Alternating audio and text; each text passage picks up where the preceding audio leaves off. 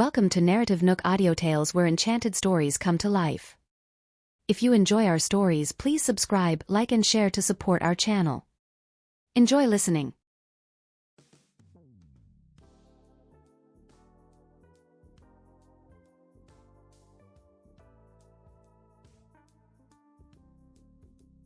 Okay then. I apologize for saying that. When Sophie and Tristan left Nocturnal, it was raining heavily outside. What awful weather. It was pouring, so even if the valet were to drive the car over, they would still be drenched when they walked the short distance. Sophie rubbed her arms, for it was still rather chilly in Gypsdale in November. There was heating in the bar earlier, so she didn't feel it. Right then, however, she was really cold. Seeing that, Tristan removed the suit jacket from her waist and draped it over her shoulders. Thus, his jacket enveloped her, covering even her bottom. What should we do now? How about going back into the bar first? If you don't like to hang out with them, we can get a private room for ourselves. No, I don't have any issue hanging out with them. Felix and the others aren't the hateful kind of people. Okay. Tristan didn't ask further, for the person speaking was Sophie, and he respected her decision no matter the choice. Oh well, let's just take shelter here for a while. There were quite a number of people taking shelter from the rain in front of Nocturnal then. Sophie hadn't experienced that in a long time, so she found it rather intriguing. Are you cold? She asked Tristan. He's only wearing a shirt at the moment, so he's probably freezing. Nope. Tristan, on the other hand, turned his gaze to her fair legs. I think she's cold instead. He then made a call and had the driver bring them an umbrella. As the crowd grew, it became increasingly packed. Some couples were already hugging, and others were even kissing. To protect Sophie from being jostled, Tristan kept her in his embrace. His chin came to just above the top of her head. Such a posture was exceedingly intimate, with his warm breath tickling the top of her head. Suddenly, someone jostled Tristan. He inched forward a fraction, upon which both their bodies plastered together. Sophie abruptly felt that it wasn't a wise decision to take shelter with him under the eaves. At that precise moment, the driver came with the umbrella. The car was parked there, but the rain was coming down in torrents, so the curb was already flooded. I'll carry you over. No, it's okay. I can walk over by myself. You'll ruin your shoes. Sophie initially wanted to say that she didn't mind, but Tristan had already scooped her up. Meanwhile, the driver opened an umbrella for her. I'll carry her instead, Mr. Tristan, he offered. How could I have Mr. Tristan doing such a thing? What did you just say? Glimpsing the look in Tristan's eyes, the driver immediately shook his head and pretended that he didn't say anything earlier. Oh my God, a bridal carry. Look, that's the ideal boyfriend. In comparison, you aren't even willing to carry me. Look at his girlfriend first. She's as beautiful as a goddess. What do you mean by that? The girl pinched her boyfriend's ear. In response, the boy took her hand at once. No, you're my goddess instead. When Tristan carried Sophie over, the driver promptly opened the car door. After placing her in the car, Tristan took the umbrella from him. He closed it before climbing into the car. It only took seconds, but his shirt was all drenched. How about I return your suit jacket to you? However, Tristan stilled her hand that moved to doff the jacket. I'm fine, so just continue wearing it. The driver got into the car and turned on the air conditioning in the car. Where are we going now, Mr. Tristan? Drive Ms. Tanner home. Your shirt is dripping water. Sophie pointed at Tristan's shirt. At that, Tristan moved to the side slightly. Now, it won't drip on you. That wasn't what I meant. Honest to God, I didn't mean that. Just then, Tristan sneezed. Are you okay, Mr. Tristan? The driver swiftly inquired in concern when he heard the man sneezing. I'm fine.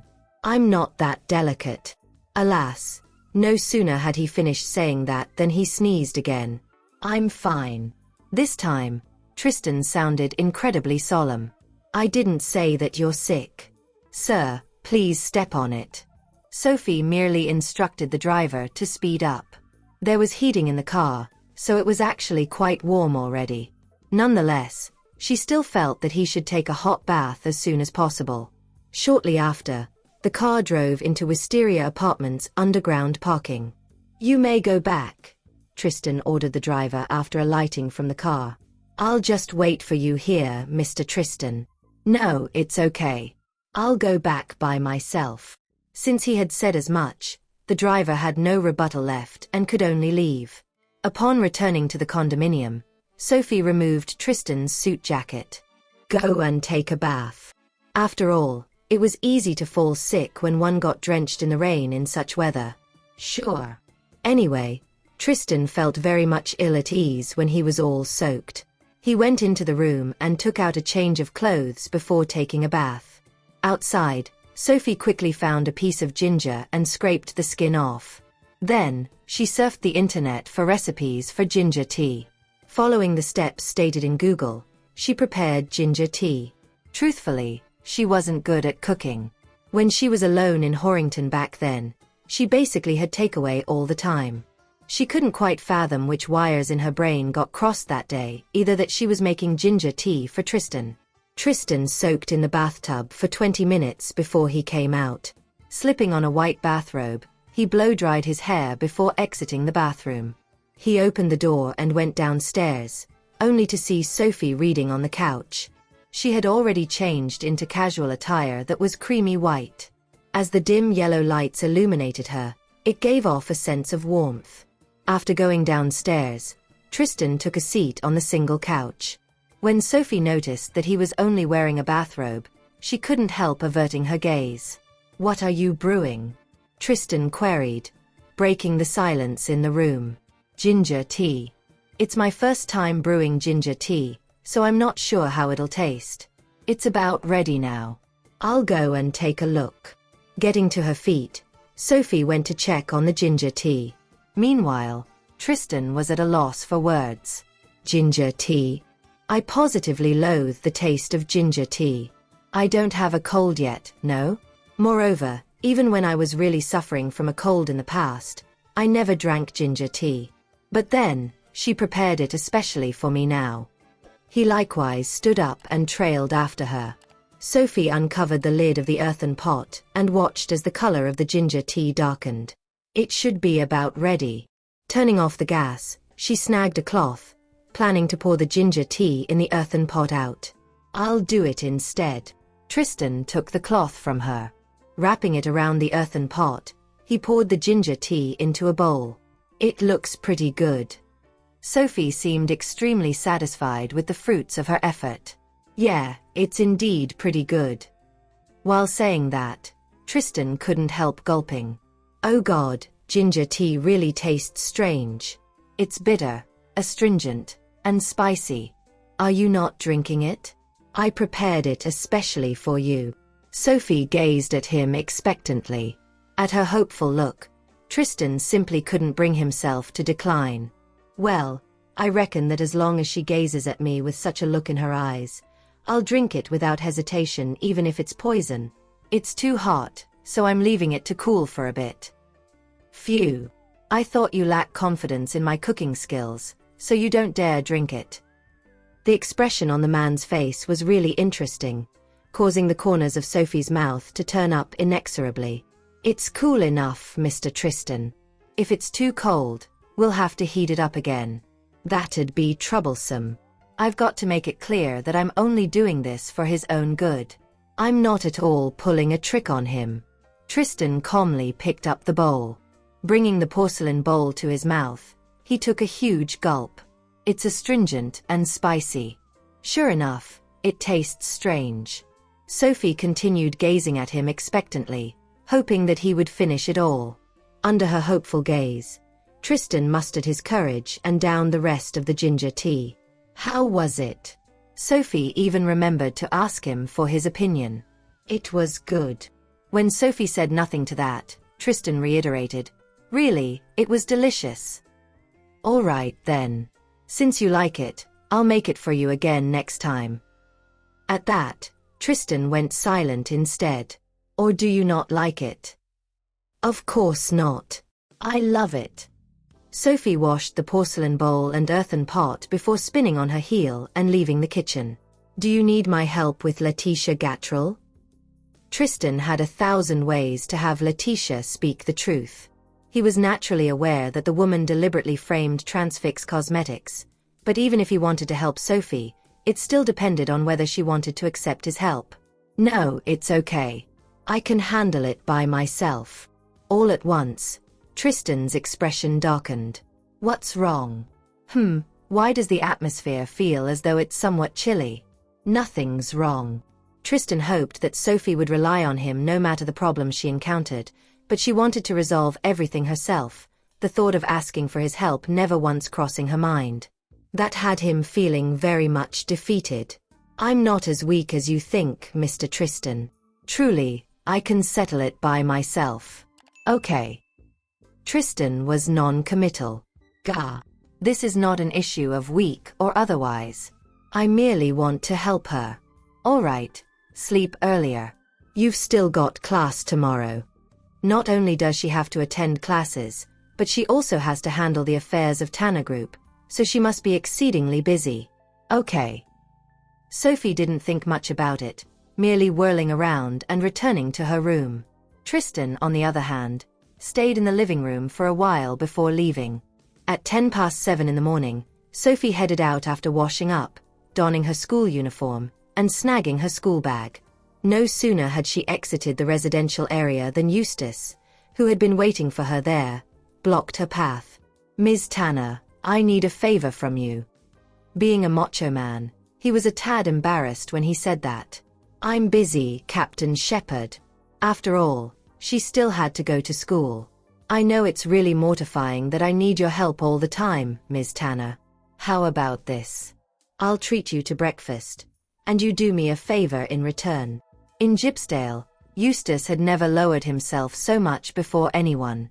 He had always been invincible, both in conducting investigations and performing his duties. However, he had no choice but to admit to his inadequacy in front of Sophie. Never mind. Forget about that. Let's go.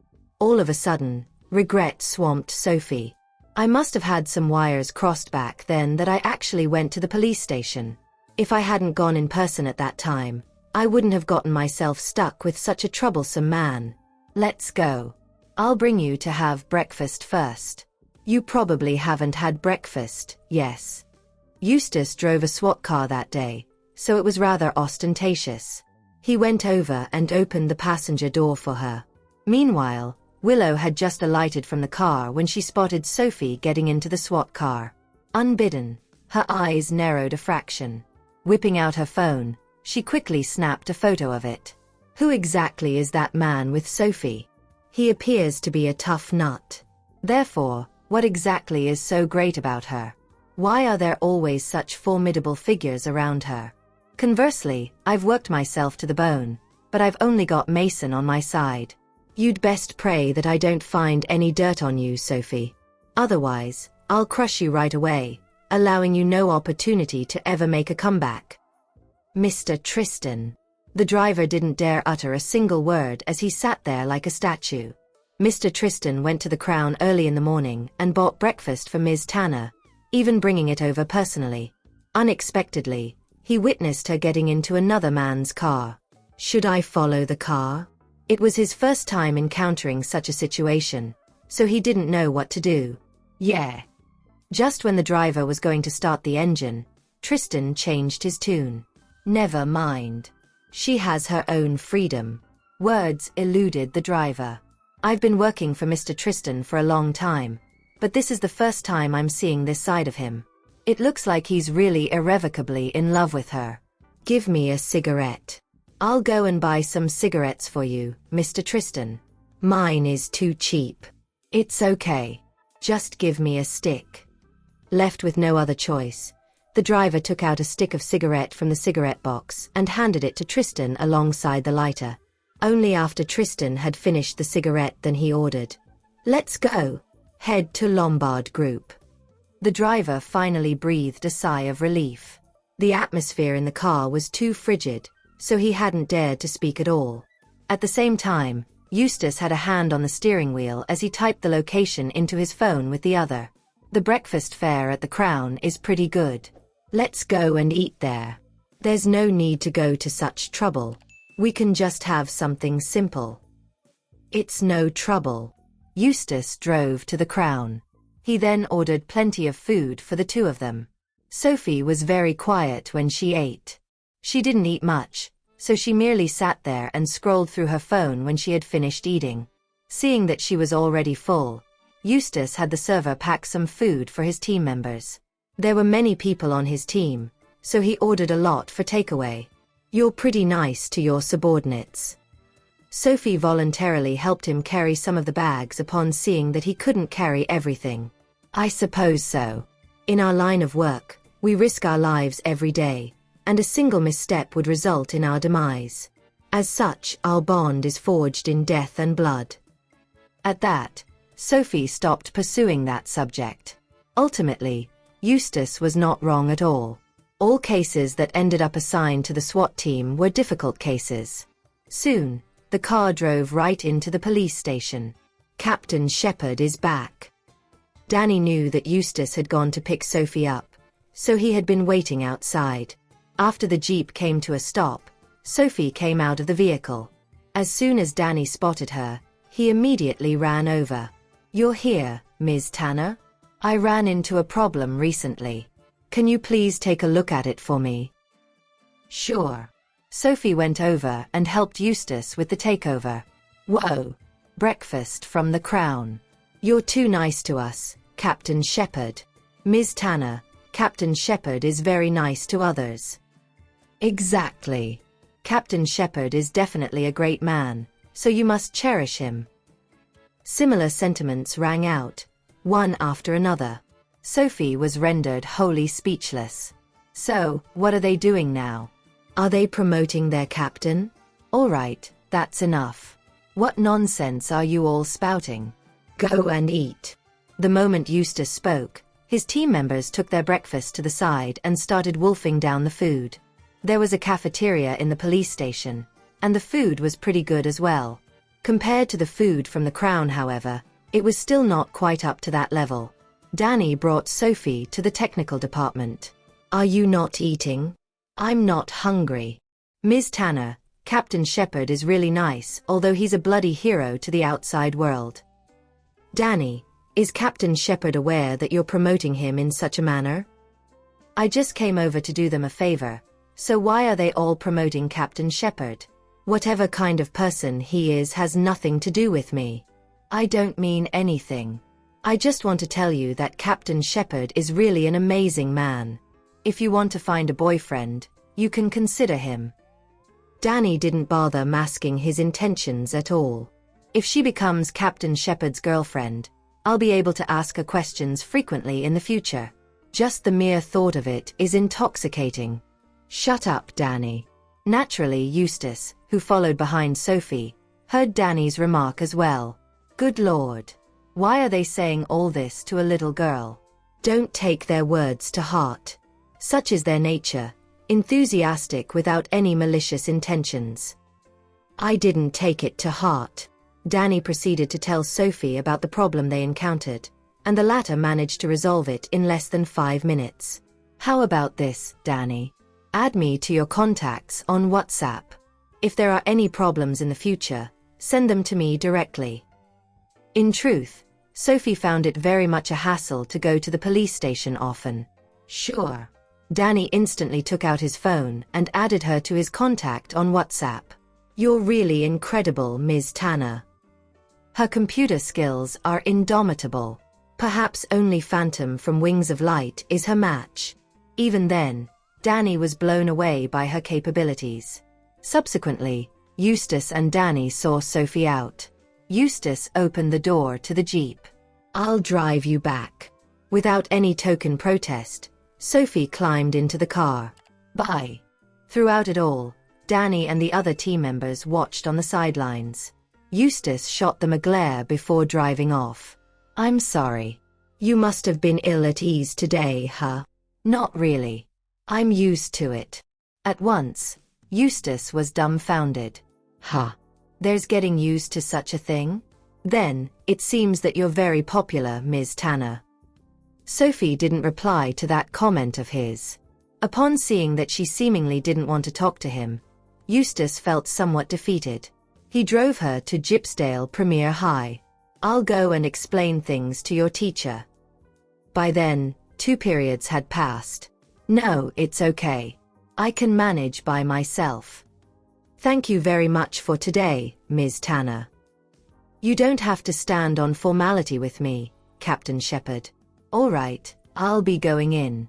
Eustace watched Sophie enter the school compound from the car until she disappeared from sight before he turned the car around and left. She's shrouded in mystery. By the time Sophie arrived at her class, the 3rd period had already commenced. I'm here, Sophie declared. When Derek saw that it was her, his brows inexorably knitted together. Sophie, I know your grades are already excellent, but there's no end to the pursuit of knowledge. You must continue working hard. I understand, Mr. Hayes. Derek was a decent person, so Sophie was extremely courteous to him. All right, go back to your seat. After returning to her seat, Sophie didn't sleep out of respect for the man. When the 3rd period had ended, Isabel asked Sophie to accompany her to the washroom. Where did you go? Do you know how worried I was? You should have brought me with you when you skipped class. Ms. Lombard, you seem eager to skip classes. Of course. It'll be even better if I get to scale the wall. After having been a good student for such a long time, Isabel wanted to do something out of character during her senior year. Only then would she be able to boast of having lived her youth. Sure. When I'm free, I'll bring you to do that. Really? I just knew that you love me most, Sophie. Isabel gazed at Sophie in adulation. Sophie didn't want to go to the washroom, so she plugged in her earphones while waiting for Isabel and listened to music as she stood in the corridor. Out of the blue, someone patted her on the shoulder. She glanced over her shoulder, only to see that it was Bailey. Puzzlement inundated her, but still, she removed her earphones. Have you decided whether to join the physics competition yet? Yeah, I'll be joining. Truth be told, Sophie couldn't stand Aaron's pestering anymore. If she didn't agree, he would hound her until she relented. It was her first time meeting such a teacher. While she was a touch exasperated, she also found him rather adorable. That's great. Bailey took out a pack of chewing gum from his pocket and handed it to her. It was the flavor she favored. Nevertheless, she didn't take it. However, Bailey stuffed it into her hand. I just bought it at the convenience store earlier. I'll be waiting for you in the physics lab after school. Sophie was entirely floored. Did I say I was going to the physics lab? Coincidentally, Willow and a few girls from senior class 1 came out of the washroom. They witnessed that scene. The few girls were outraged. Bailey is the campus hunk of Gypsdale Premier High and the pride of senior class 1. What right does she have to taint him? Say, why are you so shameless, Sophie? Can you just stay away from Bailey? Exactly. What's so great about placing second? Bailey isn't someone you'll ever deserve in terms of both family background and character. You may be rotten yourself, but don't go around tarnishing others. Have you all said enough? Sophie grew utterly impatient. Ugh. Their mouths are really filthy. Look, Willow. Such is your sister. All she knows is to seduce others. How nauseating. Standing at the side, Willow merely watched the show. She felt absolutely delighted at the sight of Sophie surrounded and insulted. From the look of things, the lot of you will really think that you can walk all over me if I don't teach you all a lesson today. Sophie then slapped them all. How dare you? You're such a brute. This is bullying. I'm going to tell the teacher and expose you. Here, here. No one had ever raised a hand against me. Come, let's all go and look for the teacher together. Oh, the lot of you want to go and complain to the teacher? I think you've forgotten how Queenie ended up in prison. There are surveillance cameras along the corridor. Everything you said to me constitutes slander. Bullying, you said? You're huge in numbers while I'm alone. Who do you think is the victim of bullying here? You're simply unreasonable. The few girls were so livid that words eluded them. Besides, they were also fearful at the mention of Queenie. When Isabel came out and saw such a crowd, she immediately shoved them away and went over to Sophie. What are the lot of you doing? Who wants to bully Sophie? Over my dead body. Sophie couldn't help giggling at her comical look. How could there possibly be such a cute girl in this world? Ms. Lombard, do you know that it's against the law to be so adorable? Don't be afraid, sophomore. With me here, no one will dare pick on you. After saying that, Isabel took her arm and left under the few girls' resentful gazes. Such is your sister, Willow. Don't tell me we're to take the humiliation without being able to do anything. What can we do? Have you forgotten what happened to Queenie? Queenie went to prison, and the Lane family didn't have it easy either. Forget it. Don't provoke her anymore. She won't show any mercy even to me, her sister. No, that's not right. She has never regarded me as her sister in the first place. You're really unlucky to have such a sister, Willow. Your life at the Tanner residence must be torture. There's nothing to be done about it. It doesn't matter to me that she's treating me in such a manner since it'll pass with some toleration. Regretfully, she treats my parents the same way. She's really an awful person. After school in the afternoon, Erin coerced Bailey and Sophie to the physics lab to conduct an experiment. Sophie mastered the experiments in no time, so he was exceedingly satisfied. You're truly a rare physics genius, Sophie. Erin couldn't help lauding. Then, he asserted, trust me in this. Under my guidance, the champion and first runner-up for the physics competition this time will definitely be ours. Just when Sophie was conducting an experiment, her phone rang. Bailey, take the call for Sophie. She doesn't have the time to do so now. May I? Bailey asked Sophie. In response, Sophie nodded. Hello. May I know who's on the line? Bailey pressed the answer call button. Thinking that he might have dialed the wrong number, Tristan put his phone down and glanced at it. It's Sophie's phone number, all right. Then, who's the man who answered the phone? Is it the man this morning? So, she's been with him all this while? Something astringent welled within him. Verily, he was very much unfamiliar with such emotion. Is Sophie there? His voice was frightfully glacial, as though dripping ice. I'm sorry, but she's currently occupied. I'll have her phone you back when she's free. Bailey hung up right after saying that. Sophie was totally focused as she conducted the experiment, so she didn't bother asking who exactly phoned her. Meanwhile, Tristan's expression turned even darker. Are you okay, Mr. Tristan? Felix inquired cautiously. Why is he wearing such an expression? He has been on the brink of blowing his top the whole of today, and he's even more terrifying now. Again, Tristan phoned Sophie. This time, it was Erin who answered the call. You're already told that she's busy. Can't you understand that? He loathed people calling when he was conducting experiments. This time, he turned the phone off right away. Tristan was dumbstruck. Noticing that the man was on the verge of going off the deep end, Felix didn't even dare to breathe. Tristan's expression was really intriguing since that was the first time someone dared to speak to him in such a manner. Who was it, Mr. Tristan? I'll go and end him. Felix was truly afraid, for it was petrifying when the man lost his temper. No, it's okay. Tristan's voice was close to sub-zero temperature. Felix cast a glance at Sean, who sat across from him. On the contrary, Sean was calm and unruffled as though it had nothing to do with him. But then again, that made sense considering his occupation. You guys enjoy yourselves. I'm leaving first. Getting to his feet, Tristan snagged his suit jacket from the couch and draped it over his wrist before leaving. Mr. Tristan. Felix wanted to persuade him to stay, but he had already left. It must be because of Sophie again. Truly, I've never seen him so affected because of anyone in the past. Say, does love really have so much power over someone? Charles couldn't help remarking. Finally, Sean lifted his head. Who knows when love is subjective?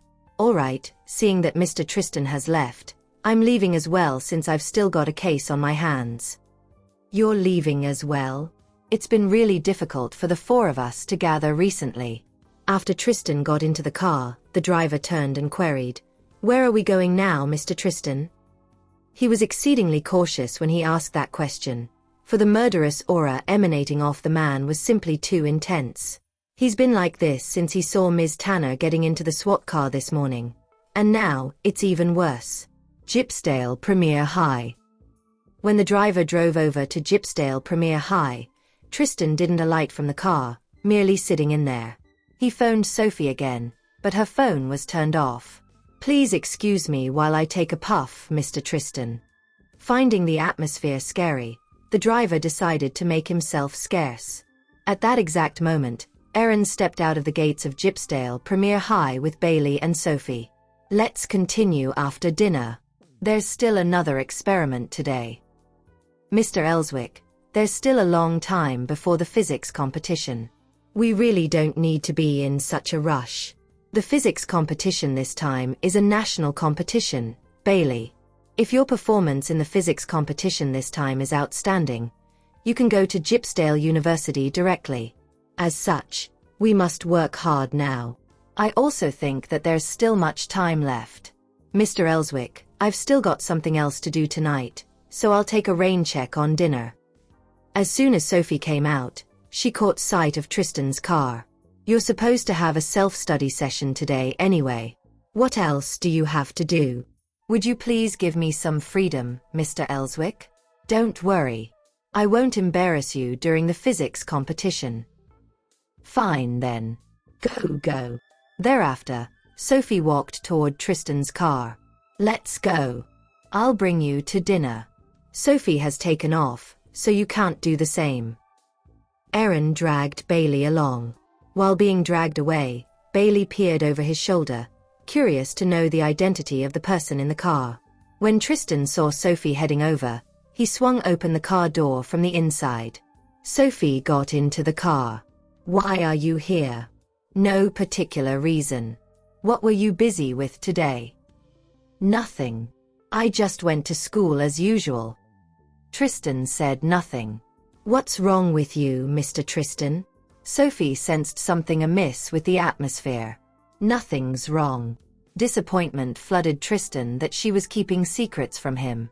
"I thought we could at least be honest with one another. Where were you all planning to go originally?" he questioned. "Dinner. Mr. Ellswick wanted to take us out for dinner." "Us? Does that refer to her and the other guy? I'll bring you out to dinner instead." Tristan wound the car window down and instructed the driver to get back into the car. Willow had a stomachache, so she planned to go home to rest. Unexpectedly, she spotted Tristan's car. She was all too familiar with that car, for she recognized it as the car that often dropped Sophie off at school. That was the first time she beheld the man's face clearly. He was incredibly handsome and striking. In fact, if he were to join the entertainment industry, he would definitely shoot to stardom. Wanting to take a photo, she took out her phone. Alas, Tristan swung his gaze at her. She promptly stilled, not daring to move a muscle. Sophie saw Willow as well, upon which a smirk tugged at her lips. What rotten luck to always bump into her. "Step on it," Tristan ordered the driver in the front. Willow stood there with the phone raised in her hand, but she didn't dare press the capture button. This morning, a SWAT car came to pick her up. Then, Bailey was all attentive to her at school. And now, it's a man with an unknown identity. She's really good at seducing people. "I'll just wait and see how you ruin yourself, Sophie. That sister of yours seems rather dismal." That remark had Sophie stupefied. "That doesn't seem to have anything to do with me. Why is your phone turned off?" Ultimately, Tristan couldn't resist voicing that question. Sophie took out her phone and turned it on straight away.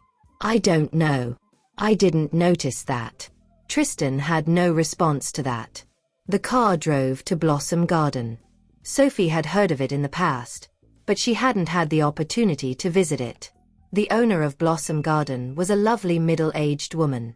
As soon as she saw that Tristan brought a guest, she came over to serve them personally. You haven't been here in a while, Mr. Tristan. Are you taking your usual room? Yeah. The proprietress, Blossom, personally led Tristan and Sophie to a private room with a retro feel. From the window there, one could see the pavilions in the courtyard.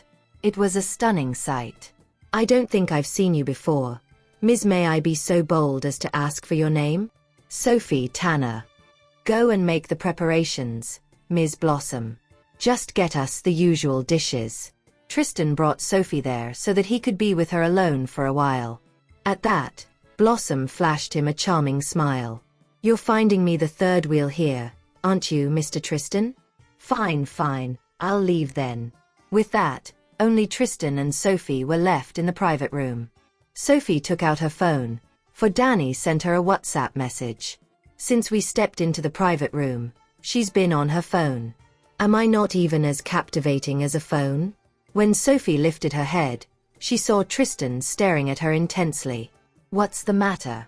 Do you have something to say to me, Mr. Tristan? She couldn't shake off the feeling that he seemed a tad hesitant whenever he looked at her that day. No, Tristan said nothing at all. I'm no one to her, so what right do I have to ask so much of her? Whoever she wants to be with is definitely her freedom.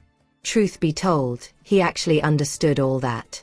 However, at the thought that Sophie might not belong to him, he would grow terribly frustrated, even if that possibility was negligible. Oh, okay. In the courtyard outside, a group of teenage girls was dancing in classical attire. Every single move exuded grace. They snagged Sophie's attention, so she didn't bother trying to speculate what exactly was wrong with Tristan. Sigh. At that, Tristan couldn't help sighing. There's still a long way to go before I win her over. Never had I imagined that such a day would come for me. When the dance ended, a young maiden in white and wearing a veil came out to play the harp. Right then, Blossom came with a few other servers and served the food. Enjoy the food, Mr. Tristan, Ms. Tanner. Just call me if you need anything else. Sure. Tristan picked up the bottle of sherry on the table. This bottle is really unique. The bottle was similar to those in historical movies on television, but it was even more exquisite. Yeah. Tristan opened the bottle of sherry and poured some for Sophie as well. Try some. The most famous item here in Blossom Garden is its sherry. Are you trying to get me drunk, Mr. Tristan? What do you want to do? Sophie arched an eyebrow, her eyes stunning beyond words. I want to do everything, but I can't do anything. She was young, so he wouldn't do anything to her no matter how fevered he was. I was just joking. Sophie liked that place a lot. She picked up the crystal glass and took a sip. Sure enough, the taste was superb. It was incredibly mellow, a different taste compared to red wine. In a single gulp, she downed the sherry in the crystal glass. Can I have more? Without commenting, Tristan poured her some more sherry. Sophie, it's not appropriate for a girl to drink in front of men. You must learn to protect yourself. In the future, don't drink with other men. Okay. I'll drink with you in the future, Sophie deliberately declared with a smile. Tristan didn't mind, though he was aware that she was intentionally teasing him. Don't just drink. The food at Blossom Garden is also top-notch. He took some vegetables for her. Go ahead and eat. You don't need to worry about me. Actually, Sophie wasn't all that hungry, but she really liked the sherry. I wonder if Ms. Blossom will be willing to sell me a few bottles. Mr. Tristan, how's your relationship with Ms. Blossom? What relationship? Tristan frowned, for he didn't want her to misunderstand. However, it turned out that he was the one who misinterpreted her remark. It's just that I'm pretty fond of the sherry here. Please have Ms. Blossom sell me a few bottles. At once, Tristan was stumped. Blossom Garden doesn't sell its sherry. Whoever wants to drink it can only come here. Even if the president himself came, the same principle applied. Even you can't get it, huh? Disappointment showed on Sophie's face. At the sight of her crestfallen expression, distress inundated Tristan. It's okay. I'm in Gypsdale now anyway, so I can come whenever I like. Subsequently, Sophie poured herself another glass of sherry. What an alcoholic. Tristan didn't expect her alcohol tolerance to be so high that she seemed fine even after drinking a few glasses. Don't drink so much. It kicks in very strongly. Once, Felix got drunk at Blossom Garden. Okay. Having drunk quite a bit, Sophie went over to the window to watch the performance outside. Unexpectedly, she saw Juan with Letitia. This time, it was only the two of them. Well, he recovers pretty quickly. Juan went into the adjacent private room with Letitia. What's wrong? Everything's fine. I just spotted someone I know. Wait for me here for a while. Sophie stood up. Back then, I didn't get to settle the score with Letitia because I bumped into him and the others. Meanwhile, Juan had just taken his seat when Letitia snuggled up to him. Mr. Quigley, didn't you say that I could act in Mr. Quelch's new movie? The filming is about to start.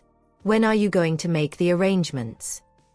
As she spoke, her hands weren't idle either, roaming about his chest. If you serve me well, I'll have you take the female lead directly and give you the role.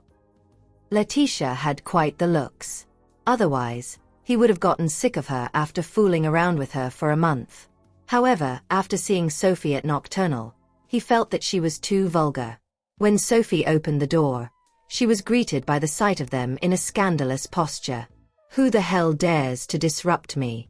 The instant Juan lifted his head, he saw Sophie eyeing him with a half smile. That expression of hers had Juan stiffening immediately. I'm sorry, Ms. Tanner. I didn't know that it was you. He was so stricken that his face had gone pale. Letitia, on the other hand, quickly straightened her clothes when she saw Sophie entering the room. Please step out for a moment, Mr. Quigley. Sophie was exceedingly courteous. Sure. I'll leave right away. Juan was truly terrified, for her methods were too brutal. Wanting to leave as well, Letitia got to her feet. Alas, Sophie blocked her path. You're a media student, right, Ms. Gattrell? What do you want? Letitia tried her best to appear brave. This is a society governed by law, so she won't dare to do anything to me. Do you still remember the brand Transfix Cosmetics? I'm sure you haven't forgotten about it. Letitia went silent for a moment. So, she's someone from Tanner Group. Who are you? And what exactly do you want?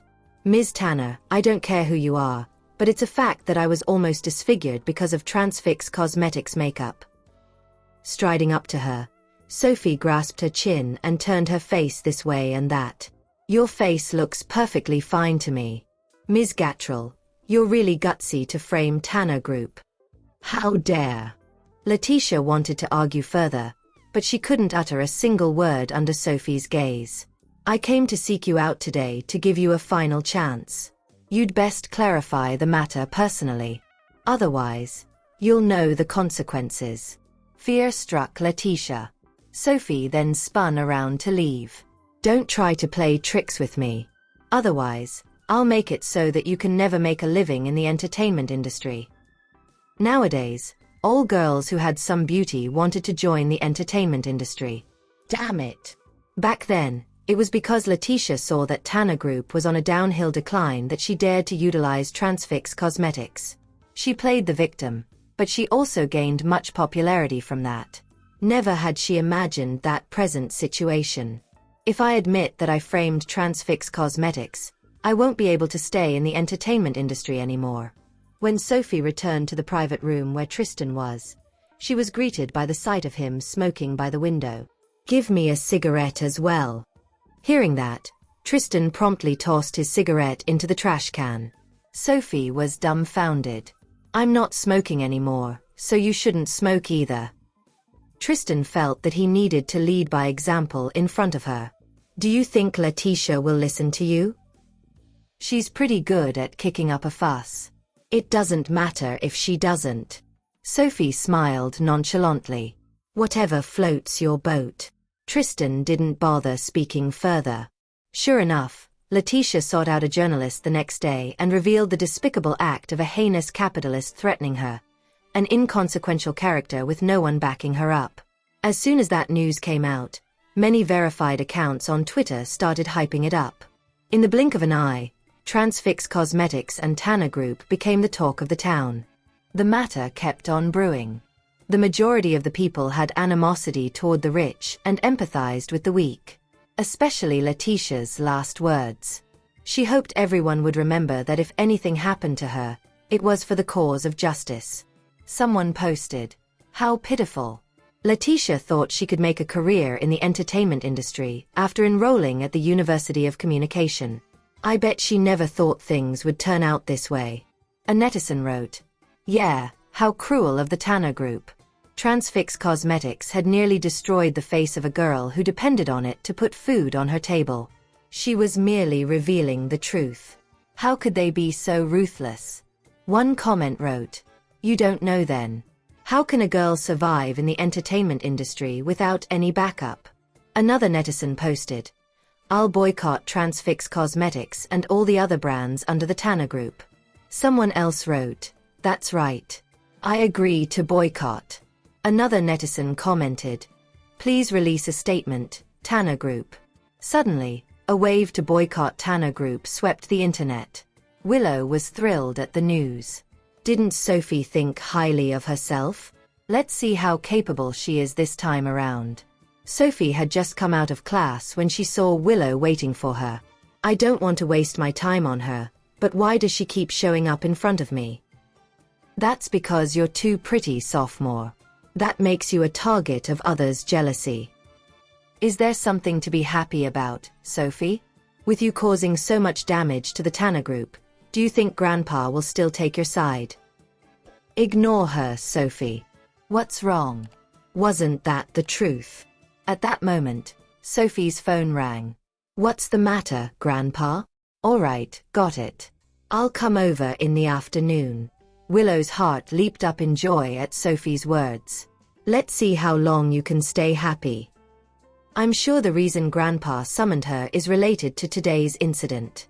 He cares about the name and image of Tanner Group the most. Sophie is a goner this time.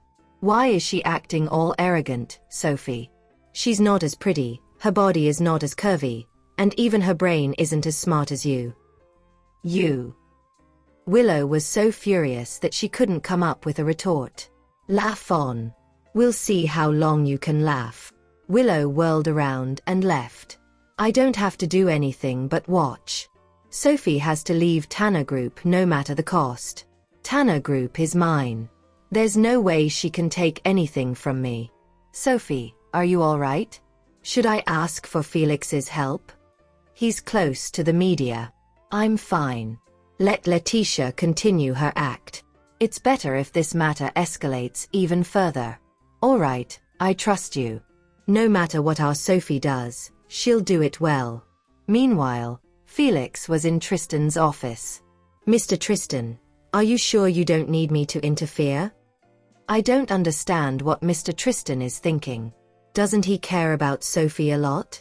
Why is he acting this way now? She can handle it. Fine. What else can I do when Mr. Tristan is as cool as a cucumber? After classes let out, Willow was waiting to go back with Sophie. Once Sophie came out and saw Willow talking to the driver, she didn't want to spare another glance at her and turned to leave in another direction. "What are you doing, Sophie?" "Grandpa asked me to take you back." "Why are you running away? Now you're scared? Don't have the guts to face your family members? Can't I not go with you?" Sophie hailed a taxi, got in, and gave the driver the address without giving Willow any time to react. Dang! Anger coursed through Willow. Why is she so arrogant? "Let's go, Ms. Tanner. We'll miss the show if we're late," the driver reminded Willow. "That's right. There's a good show today for sure. How can I miss it?" Back at the Tanner residence, Yale was complaining to Josiah about Sophie. Dad, look at this. Look at the mess Sophie has caused. The Tanner Group's share is still dropping. Yale paced around the living room agitatedly. That's right. Sophie is still a child. We can't let her risk the Tanner Group like this. Dad, I know I didn't manage Tanner Group well the past few years, but at least nothing as bad as this happened while I was in charge. Are you done talking? The reason Sophie did what she did was for the Tanner Group. Silence, all of you. Dad, I'm your son. Am I that untrustworthy? Sophie heard Yale badmouthing her the minute she stepped into the Tanner residence. I'm back, Grandpa. Sophie set her bag down on the couch. Yale could feel his anger grow the moment she appeared. What the heck are you doing, Sophie? I know you're still mad at us for abandoning you at Horrington, but you can't destroy the Tanner Group like this. Yale was shouting so loudly that Sophie could hear ringing in her ears. She picked at her ear, trying to relieve the ringing. You're too loud, Sophie said nonchalantly. You. Anger coursed through Yale at her impassiveness. Do you hate the Tanner family so much? Shut up, Yale. Ever since Sophie came in, he could only hear Yale's voice. Yale sat down with a huff. The glare he gave Sophie was enough to kill her 1,000 times over. Willow had come back at that time too. When she felt the tense atmosphere in the room, she smiled inside. Grandpa, Dad, Mom, I'm back. Go upstairs. This matter doesn't concern you. Charmaine didn't want Willow to hear anything about the matter and only wanted Willow to focus on her studies, so she could get into a good university and make a career out of art. Okay. Willow obeyed obediently and went upstairs. However, the minute she was out of sight, she immediately hid in the back and stealthily eavesdropped on the conversation downstairs. How can I let such a good opportunity go? I'm happy to listen to anyone criticizing Sophie. Sophie, no matter what you do, I believe you. Since I've already transferred the 20% of shares to her, she has the right to make all the decisions. Thank you, Grandpa. Grandpa has always trusted me wholeheartedly. No matter how ridiculous the things I did are in others' eyes, Grandpa would still support me. His complete trust moved her. Dad, how can you still be like this at this point in time? The Tanner Group is your blood, sweat, and tears. Can you bear to watch it fall into ruins? Yale was simmering with anger at Josiah's attitude. I see that you've gone truly senile. Are you done? Sophie asked in a chilling tone. Don't worry, Grandpa. I know what I'm saying. It's good as long as you understand what you're doing. Stay for lunch. The reason he summoned her was so that he could have lunch with the whole family. He had always wanted to bridge the distance between the family members. However, no matter how much effort he put in, the others didn't take it to heart. He felt helpless at his failed attempts. It's okay, Grandpa. I still have other things to do. Sophie, I'm warning you. Don't do anything that'll harm Tanner Group's benefit. Otherwise, don't blame me when I turn against you. I don't care who is it. I will not show mercy to the person that brings me loss, even if that person is my daughter. I'll treat her all the same. Willow, who'd been eavesdropping, was dissatisfied. Is Grandpa going to take her side no matter how big of a mess Sophie caused? It looks like age is getting to him. That's why he starts acting soft.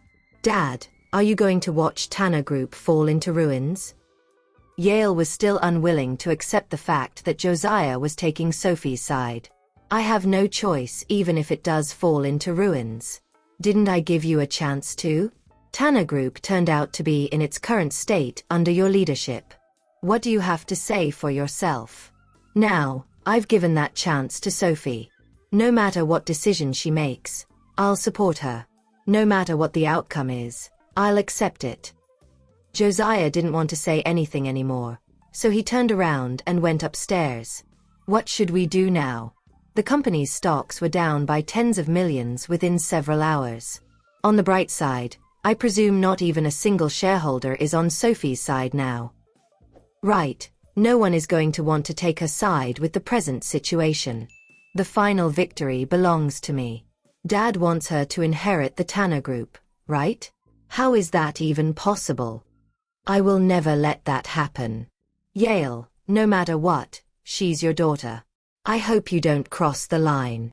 Humph, women have no rationale. You treated her like your daughter, but did she ever treat you as her mother?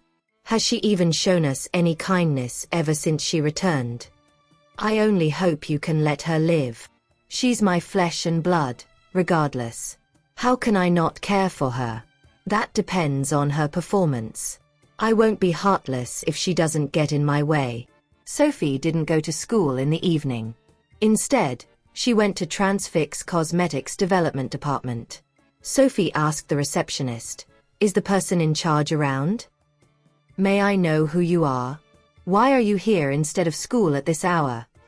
The receptionist asked impassively. The receptionist merely wanted to send the young girl away when she saw it was just a normal high schooler. "I request an audience with your general manager. Can you have her come down to meet me? Please don't cause trouble here. If you refuse to comply, I'll have to ask the security to escort you out of the premise. We don't even get our pay on time these days. Wasting our time here slacking off feels terrible. Perhaps it's best I resign from my post. What do you think we're still doing here? Now that Transfix Cosmetic sales are at an all-time low, no, scratch that. I should say zero sales. If this goes on, we'd lose our jobs sooner or later. Might as well we leave now and search for new jobs." Yeah. I even heard that the Tanner Group had handed us over to a high schooler. Say, do you think a high schooler can manage the company well? Aren't we going to end if this goes on? I request an audience with your general manager. Are all of you deaf? Also, I'm the high schooler you're talking about. If you're staying, do your job, otherwise, you can choose to leave now. Oh my gosh. Did my boss actually hear me gossip about her? Ms. Tanner, right? I'll bring you up right away. The general manager is currently having a meeting. Sophie followed one of the receptionists into the elevator and ignored the rest. Ms. Leinke, we really can't come up with an idea. We didn't manage to sell even a piece of cosmetics since the incident. The entire nation is boycotting us due to Ms. Sophie. Yet, you're asking me to think of a solution for that? That's impossible. Yeah. We all know now how crazy netizens can get. The products they boycott won't be able to survive. If this goes on, we'll lose our job. I'm sorry we can't be colleagues anymore. I've decided to switch jobs. I hope we'll meet again somewhere. You, the general manager of Transfix Cosmetics, Wilma Leinke, didn't think her colleague would turn in their resignation.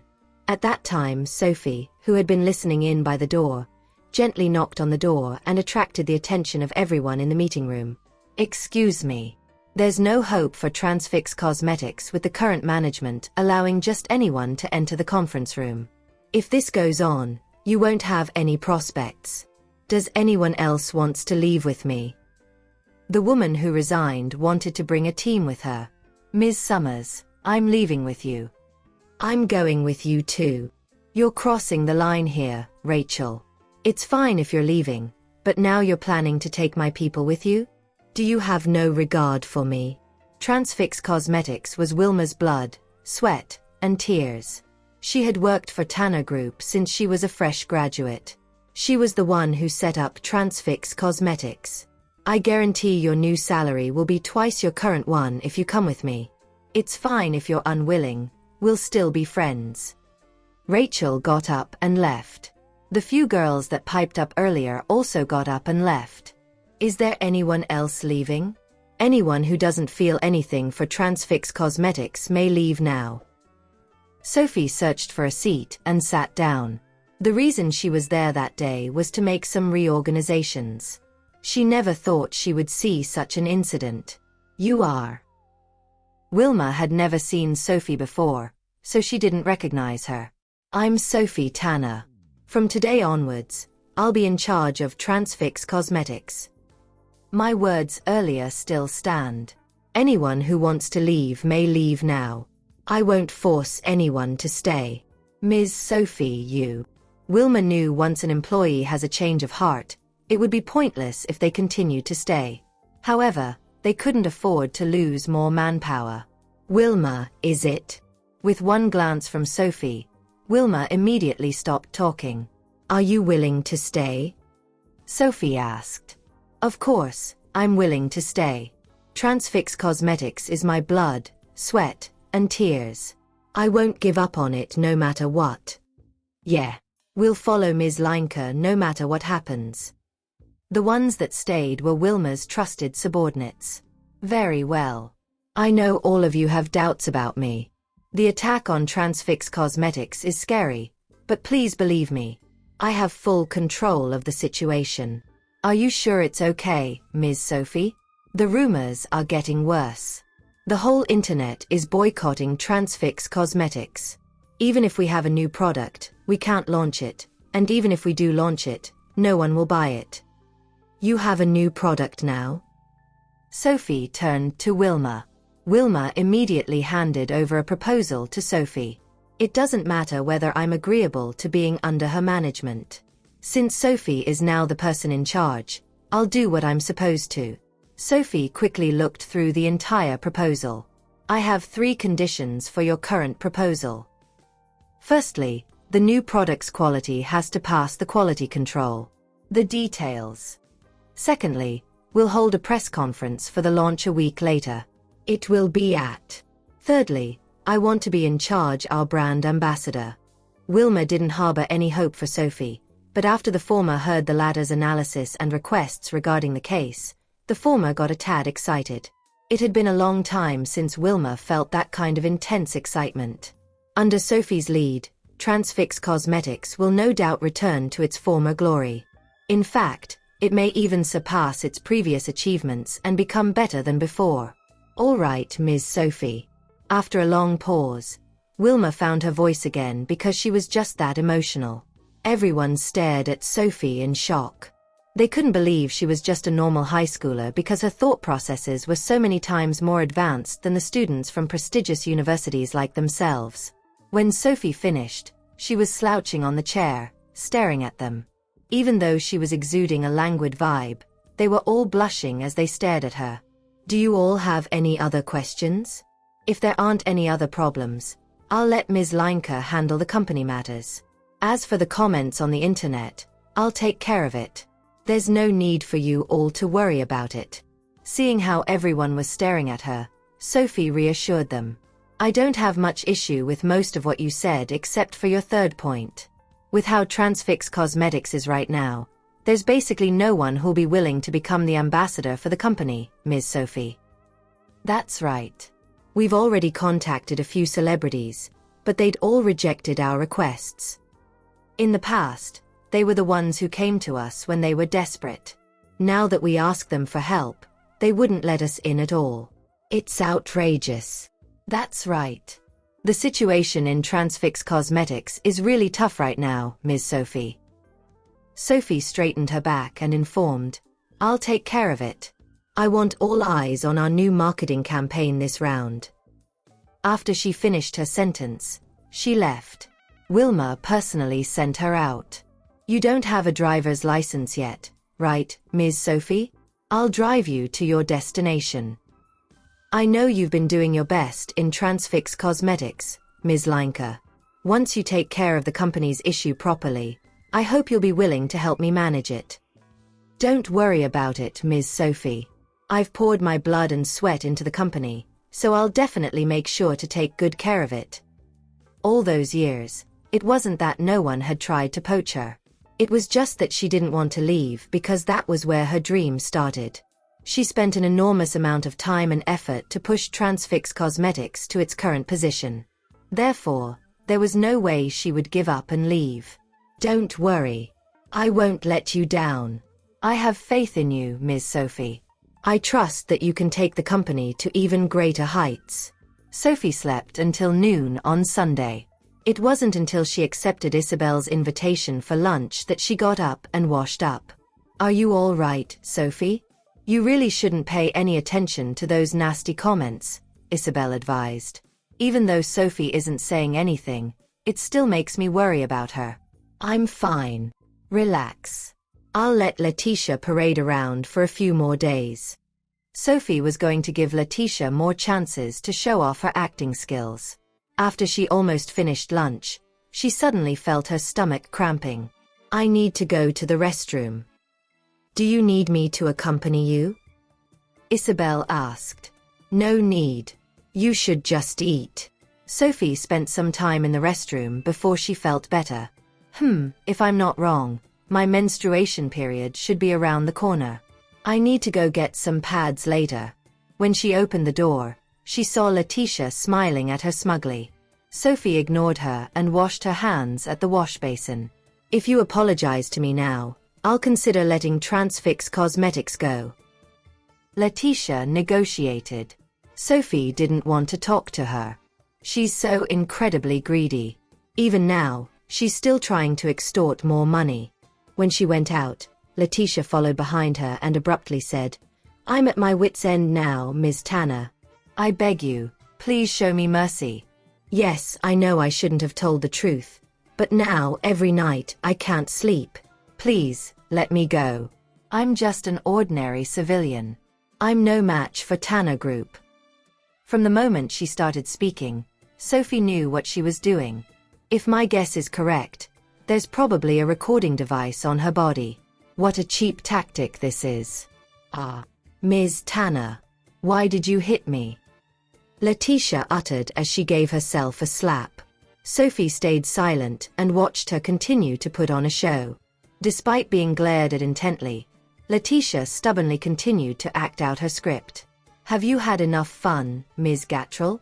I don't think it's possible for you to make it big in the entertainment industry with your poor acting, Sophie dissed. You. Letitia pulled out her recording device and pressed stop. You need not worry about how I'll fare in the future, Ms. Tanner. Although, with your current reputation on the internet, what do you think will happen if the netizens heard this recording? Let me ask you something, Ms. Gattrell. Are the cosmetics sold by Transfix Cosmetics really defective?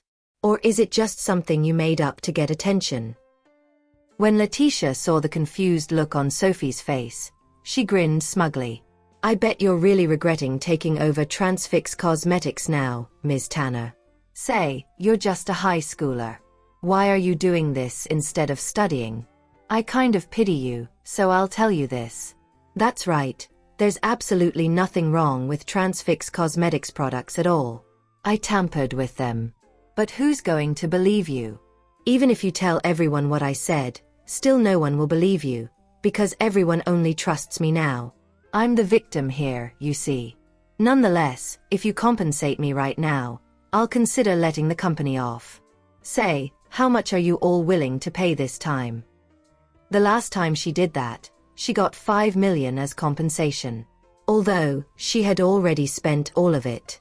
She wanted to become a famous actress, and she was convinced the reason she hadn't become a star yet, despite her outstanding acting skills, was because she didn't have any backup behind her. If only I have someone to back me up, nobody could be my match. So you're doing all of this for money?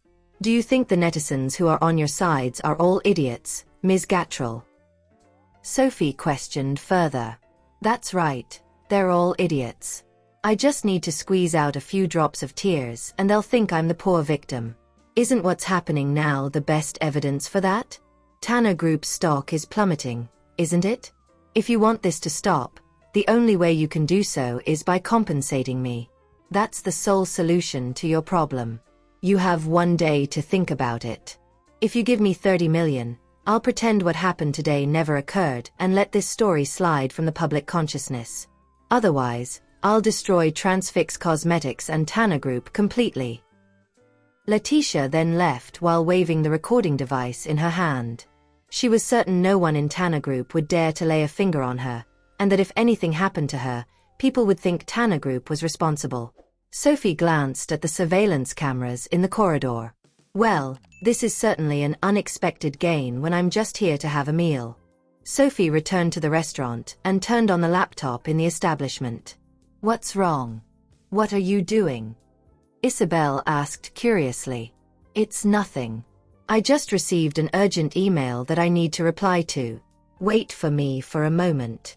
The laptop was much slower than hers as it took almost a minute to boot.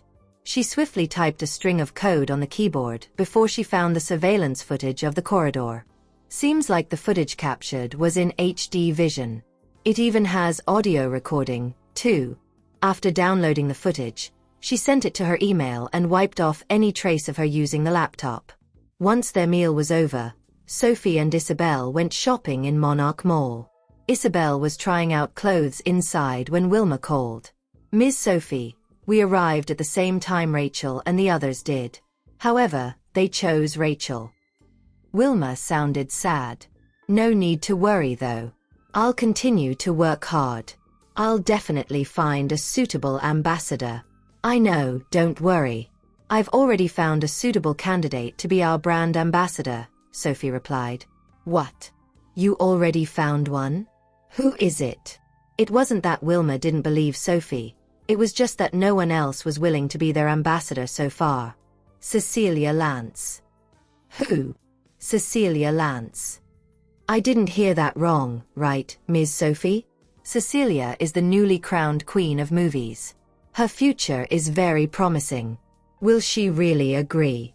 Wilma and her team had been looking for newbies to be their ambassador, and even they had refused.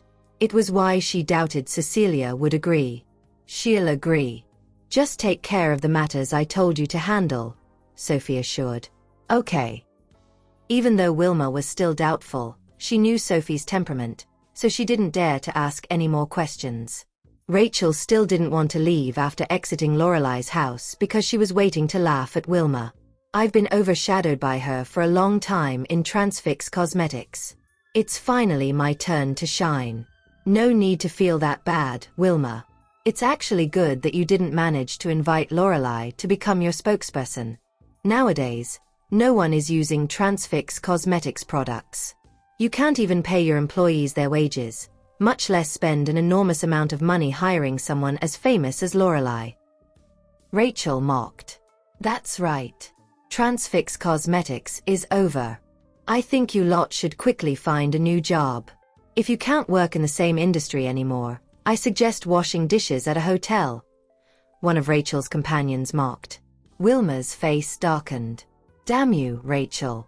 Look at you, Rachel, acting all smug. You made your choice, and we're fine with that. There's no need to kick us when we're down. Besides, it's not over and the winner has yet to emerge," she retorted. Rachel sneered. "You're as stubborn as a mule, Wilma. Even at its best, Transfix Cosmetics couldn't win against Dream. Now that your company has fallen to its current state, there's no way it'll even catch up to Dream now." "That's right. It's all thanks to Ms. Summers that we have an opportunity to be part of Dream. Give up, Wilma. You'll never make a comeback. Thanks for your concern." Wilma opted to ignore them. "I'll never give up until the end. Have any of you invited a director to shoot the advertisement?" Wilma asked as she left with her team. "Tomorrow's the shooting day, but we don't have an ambassador or a director. What do we do, Ms. Leinker?" "Yeah. Dream is deliberately launching a new product on the same day as us. Why do they have to do it on the same day? They're clearly bullying us." "All right, that's enough. It's pointless talking about that. Right now, we just need to focus on our tasks. I believe Transfix Cosmetics will make a comeback." Wilma attempted to boost their morale. "No matter what happens, I need to keep their spirits up. Yeah. With Ms. Leinker around, Transfix Cosmetics won't fall." That night, at Cecilia's mansion, Cecilia actually returned to the country in secret. No one knew she was already back at that moment. When she saw the languid young woman sitting on the couch playing games, she spoke resignedly. "You're doing this on purpose, aren't you, Sophie? I just returned to the country, you know? Can't you at least spare me a glance? Is this how you're supposed to treat the youngest person crowned the queen of movies?" Sophie finally raised her head and shifted her line of sight from her phone to Cecilia. "I'm here to ask you to cast in an advertisement for Transfix Cosmetics." "I don't want to." Cecilia pouted. I refuse to be ordered around. I'm not going to star in an advertisement just because you said so. Be good, okay? Sophie coaxed. Humph. You didn't contact me for a long time, and the moment I come back, you want me to star in an advertisement for your sake. Am I all that's left to you? You should be glad that you're useful to me at all. Sophie didn't mince her word. You. Cecilia pouted again. Don't tell anyone you're going to be involved in Transfix Cosmetics advertisement yet. What do you mean? Sophie, do you know how popular I am? I'm the queen of movies now, you know. All the advertisements I starred in will basically lead to the products selling out. Cecilia was confident in herself. Be good, okay? Sophie furrowed her eyebrows. Don't you forget that I'm 2 years older than you, Sophie. Cecilia was displeased with Sophie's attitude. Sometimes, the aura a person exuded had nothing to do with their age. Keep me company tonight, will you? Cecilia stared at Sophie pitifully. I have things to do, Sophie rejected. I'm warning you, Sophie. If you don't go to bed with me tonight, I won't star in your advertisement. Go to bed with you? Do you think you're still in a movie, Ms. Lance? Sophie narrowed her eyes slightly. Even if we are to go to bed together, I should be the one making that demand. Still, she originally had no intention of leaving, since they hadn't met each other for a long time. This Lorelei, she's... Cecilia was utterly speechless. So what if she got to star in Dream's advertisement? The reason she got it in the first place is that I rejected it. She swiped open Twitter and saw the trending topic about Lorelei's collaboration with Dream. Why do you care about her? You should go and sleep now. You have an advertisement to shoot tomorrow.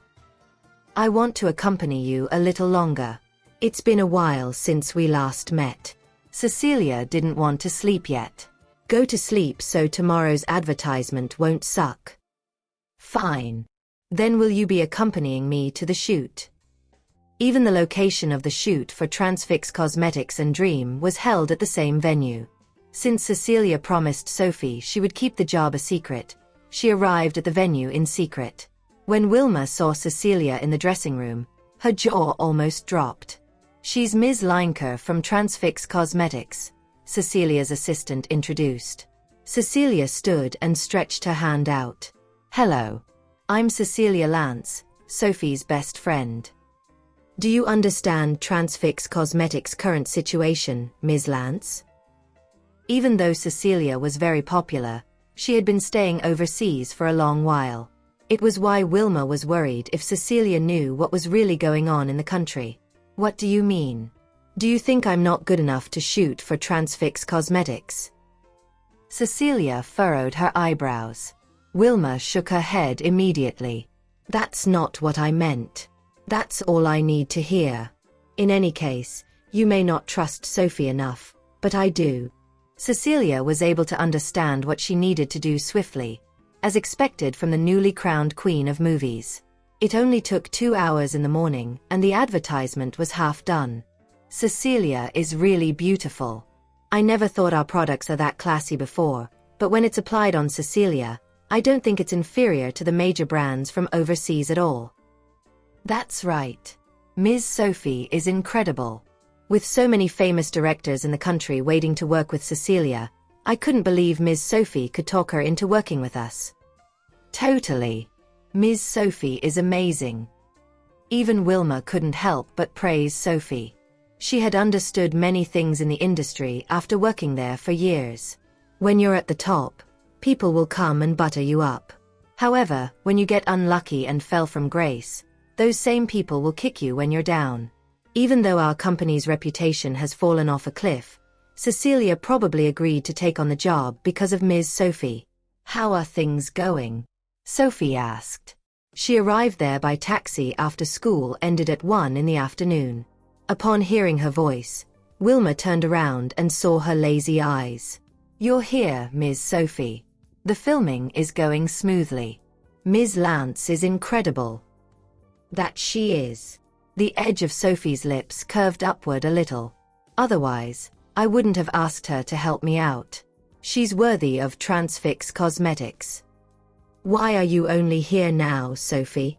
When Cecilia saw Sophie, the former immediately rushed over to the latter's side. She didn't at all look like the queen of movies when she did that. You should be glad I was able to come at all, Sophie replied. Don't you know how busy I am? Stop being such a bully. Even though Cecilia appeared cold and elegant in front of outsiders, she would pout like a child in front of Sophie. Do you think your fans will still love you if they see you like this? My fans aren't this shallow. What they love is the beauty within me. I bought some food you love. Go and eat them now. We need to wrap up the shooting as soon as possible. Sophie handed the food she bought to her. Thanks. Cecilia smiled. Sophie furrowed her eyebrows when she suddenly heard noises outside of the studio. When Wilma saw her furrowed eyebrows, she said, I'll take a look at what's happening outside. Upon leaving the studio, she saw Rachel and a couple of other betrayers approaching her. We're filming an advertisement right now, Rachel. We don't welcome you here. Please leave. Filming an advertisement? Wilma, please. Are you going to tell me you still refuse to give up? How are you going to film one without an ambassador or director? Don't tell me you're doing it yourself. Rachel was doubtful because she didn't see any news about it on the internet. We do have an ambassador. One of Wilma's subordinates couldn't hold back anymore. Who is it? Rachel, naturally, didn't believe it. It's Cecilia Lance. Ha! Rachel sneered. Why don't you say it's Jennifer Lawrence instead? Don't you know it's a bad idea to be over-ambitious, Wilma? Cecilia is a famous movie star. Even if she agrees to star in an advertisement, it's more likely she'll do it for the big, international brands. Even Lorelai is unwilling to film an advertisement for the current Transfix Cosmetics. What's going on? When Sophie walked out and saw Rachel, her eyebrows furrowed. She had a photographic memory, and she met Rachel once before, so she had some impression of her. I'll ask the security guards to come right away, Ms. Sophie, Wilma assured. Ah, so it's Ms. Sophie. Rachel sneered. I can tell Tanner Group doesn't like her. Otherwise, Transfix Cosmetics wouldn't have been handed to her. You have a problem with me? Sophie glanced at her. Rachel wanted to say something, but when she met Sophie's cold look, a chill ran down her spine. The words got caught in Rachel's throat. No matter how hard she tried, she could not voice them out. It's nothing. She squeezed the words out of her mouth. We're only here to take a look at how you all are doing. After all, we used to be colleagues. There's nothing wrong with that, right? Anyway, we should go. Ms. Crawford should be here at any second now. The reason Rachel came to visit Wilma and tried to stir up trouble was to vent her anger. Lorelai only had her debut not too long ago. How dare she act all snobbish and arrogant? It's windy outside, Ms. Sophie. You should go in, Wilma suggested. Gypsdale's temperature was currently sitting at a single-digit degree Celsius, and Sophie only wore a white hoodie with a pair of jeans. Sophie returned to the studio while Wilma followed behind. Even though Sophie was wearing an outfit of a common brand, her demeanor and aura wasn't something other people could copy. Upon entering the studio, Sophie saw Cecilia had finished eating the food and was drinking small sips of water. I still need to go to class in the afternoon, so I won't be accompanying you. Leave in secret once the filming is over. She didn't want to announce the matter to the public yet. Cecilia was speechless. Only Sophie has the guts to speak to me like that. At almost 2:30 in the afternoon, Sophie ambled out of senior class 8. The moment Isabel saw her, she immediately pulled her outside. What's wrong? Sophie was confused. Let's skip classes today, Sophie. Isabel continued to pull Sophie down the stairs, as though she was being chased by ghosts. Why? Do you really need an excuse to skip class? Isabel raised her head and stared at the wall that was over 2 meters tall. Are we really going to climb over the wall? Will our bones break if we fall? Sophie stared at her friend nonchalantly. She's been talking about climbing walls and escaping class for a while now. She's the one who said we can't escape through the front gate. Don't you want to climb the wall? Do it, she urged. Isabel shrunk slightly and gulped. How about? Before she could say she wanted to give up, Sophie ran backward, then forward, and used the momentum to leap onto the wall. It shocked Isabel completely. Her jumping ability is remarkable. What are you waiting for? Sophie spoke as she sat carefreely on the wall. Isabel grabbed her hand. Wow, my heart is beating really fast. Why does this feel like we're eloping? Sophie pulled her friend up and helped Isabel sit on the wall. As they sat together, Isabel giggled. It's only until today that I feel like my high school life is complete, sophomore. It won't feel right if I don't skip classes at least once in high school. Sophie rolled her eyes. Sometimes, I really have no idea what she's thinking. Well, I guess she got her wish. Let's go down, she said. Only then did Isabel glance downward.